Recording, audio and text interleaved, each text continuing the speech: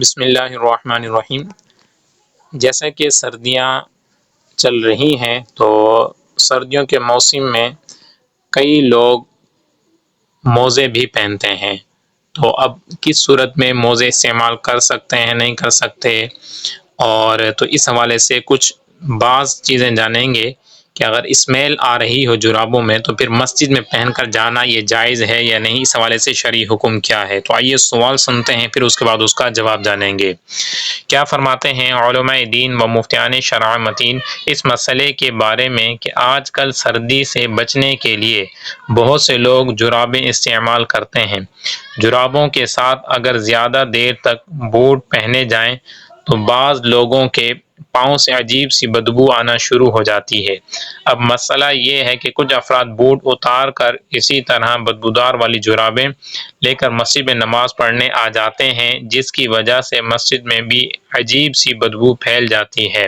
تو ایسے افراد کا بدبو والی جرابیں پہن کر مسجد میں آنا کیسا ہے؟ الجواب: مسجد اللہ پاک کا بابرکت اور پرعظمت گھر ہے۔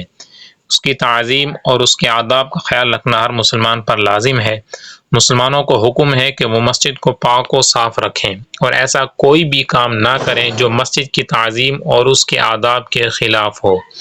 اور جہاں تک سوال کا تعلق ہے تو یاد رہے کہ مسجد میں بدبو والے پاؤں، جرابیں یا ان کے علاوہ کوئی بھی ایسی چیز لے کر جانا جس سے مسجد میں بدبو پھیلے ناجائز اور گناہ ہے۔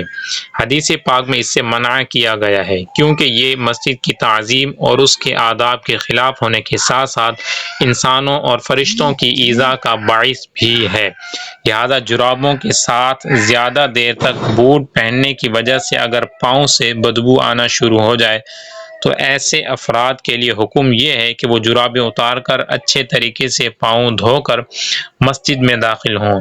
نیز بدبو والے بوٹ اور جرابیں بھی حفاظت کے انتظام کے ساتھ ایسی جگہ پر رکھیں کہ جہاں سے مسجد میں بدبو نہ آئے۔